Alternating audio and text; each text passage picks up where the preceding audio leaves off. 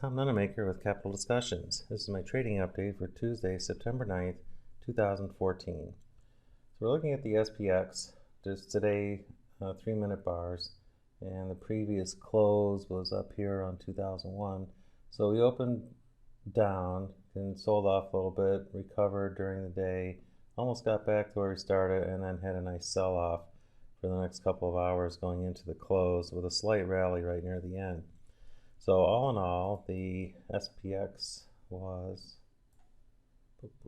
closed at 1988.56, down 12.98. It's almost 13 points. The euro, which I'm still trading, is up about 50 pips, and I'll show you what I did today. I actually had quite a few trades, but let me go into some of these charts first. So here's the volatility for 2 days, and you can see we did sell off. Here's that same pattern we looked at before with the SPX, the ES future, the ES futures. This is the VIX cash. So started going up a little bit. It's a little bit of panic, not too much, just a little rise in the VIX. And as far as the futures go, it's all the difference between them collapsed a little bit, but not much. So we're still well into contango, no chance of backwardation yet. So the market really isn't saying, hey, this is the big one. It's just a little bit of a sell-off. Now if we look at a little bit bigger time frame, here's 3 months daily bars. We're still kind of going sideways with maybe a slight trend down, but here's some, it's gone below these lows, but was it going to continue? Hard to say. It might sell off a little bit. Definitely could come back into this congestion zone down here, 1965, 1985 range, or it could just bounce back up. Not really sure, but let's take a look at the euro since I'm also trading that. This is a 2-day chart of the euro, and let's put it in perspective. Let's go out to a 1-year chart. So here we are with the 1-year lows, and we had a nice reversal today. So that's a pretty strong up bar. I'd have to check the news to see what happened, but we were trading below the 129 handle, and we got up to 129.5 today actually. So a pretty good reversal. And even though it's up 50 pips, it opened and sold off another 30 or 40 pips, and then recovered about almost 100 pips. So pretty strong move. So that's why I modified my futures options position. I'll show you that in a minute. Well, in fact, now's a good time. We've gone through the chart, so let me switch over to option view. Okay, so we have the 6E futures contract loaded up, and you can see the only thing I have left basically is a put credit spread. So let me show you what that looks like. Well, what the trades I did. So here, like I said, I did quite a few. So here's all the trades I did today. I closed my futures contract and basically closed the weird or and rolled it down. So I had the which one was it? The 126.5s, I think. Let's see, where's my thing here? 126.5. 3. Yeah, okay, so I was short those 126.5s, and I was a bit worried about them. So it didn't seem like the euro wanted to stay in a range. It looked like it wanted to move, and I just wanted to be kind of conservative on this one. So what I did is I rolled it down to just the first strike under a 10 delta. It was about 9 at the time, 9.5, and just increased the size a little bit. I think I had an 8 lot before. I went to a 12 lot, if I remember correctly. Actually, let me go back a day and we'll take a look at it.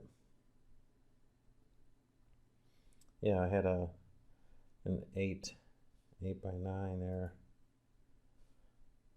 So I went from 8 contracts to 12. So I bumped it up 50%. So increased the size of the trade. And you can see the margin went from like 1800 up to 4800. So a pretty good jump in margin. Now that's portfolio margin with futures. So the max risk actually, if it really sells off, is more like 30,000, not 5. But we're never going to let it get near that. Right now it's margining us somewhere about this level right here. But you can see it basically flatlined it, and we're 97% probability of profit at this point. Not a lot of profit, but it looked like it was going to bounce around, and the way I had a position before, it had to stay in a range, but it looked like with that strong recovery today, it didn't want to do that. So I thought, well, it's maybe done selling off for now, so let's just kind of do this, just a put credit spread kind of trade, and just trying to get a little bit money out of it in the end. Right now we're down, is it 1460, and if this expires, it's about another 375 plus 1460. Oh yeah, there we go, 1850. So we could recover that loss and then some. So as long as we have a little bit of profit to show for it, I'm happy. It's at a 9 delta, so I feel pretty good with the trade. I'll just keep an eye on this delta. All right, let's take a look at SPX. Okay, I've got all the SPX prices updated, and this is all of them combined. We're up 2400, minus 30 delta, plus 102 theta, pretty good vega, and our margin's not too bad. So if we look at the risk graph, this is what we're looking like for the next few days. This is going into this expiration. So the SPX sold off today, which is really nice for our position. And let's take a look at how this breaks down individually. These are the trades that expire on the 19th in 10 days. So that is up almost $1,000, and that looks like this. I actually took part of that off. If you look at the trades that I did, this is this one right here. I took off 3 lots of the butterfly today, just to reduce the risk and margin a little bit. And if I left those on, it would look like this.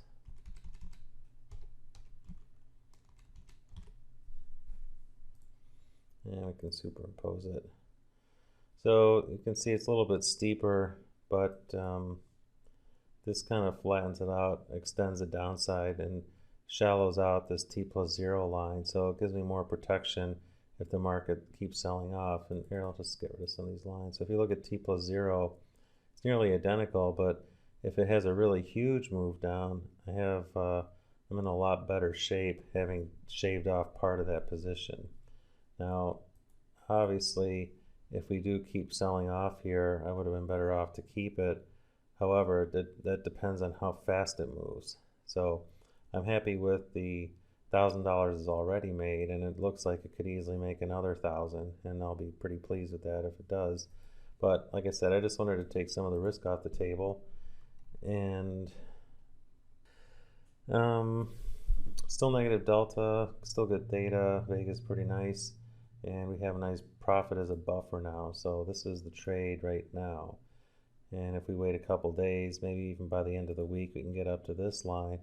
If it sells off a little bit more, say down to 1980 to 1970 range, this profit could be up over 2,000 quite easily. So let's hope for that. Now the next one, let's look at the one that's expiring first, and it's this. So we're 2 strikes below the lowest long call. So we're kind of getting away from my lottery ticket area, but again, we're 1261, so there's like $39 of slippage and commissions I would have to overcome to just close it versus just let it expire. So at this point, like I said, I'm just going to let it go. If it comes back, great. If not, well, I still locked in $1,222. Let's take a look at the December trade. That looks like this.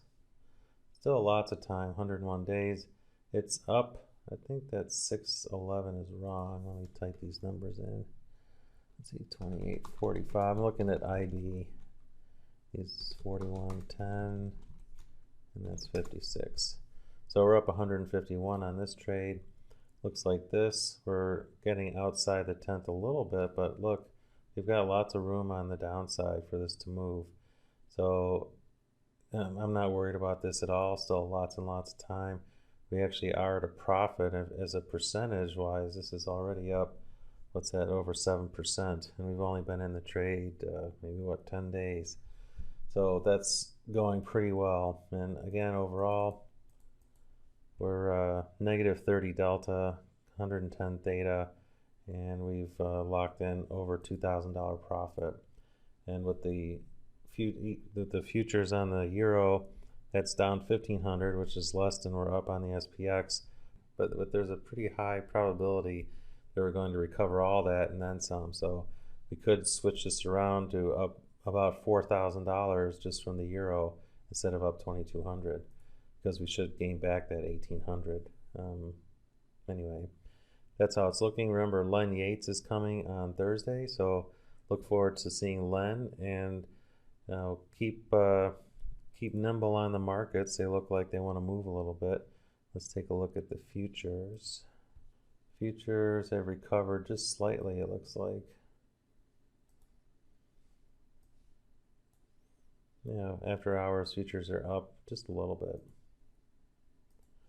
All right, so with that, I'll sign off and I will see you tomorrow. Good trading. Bye.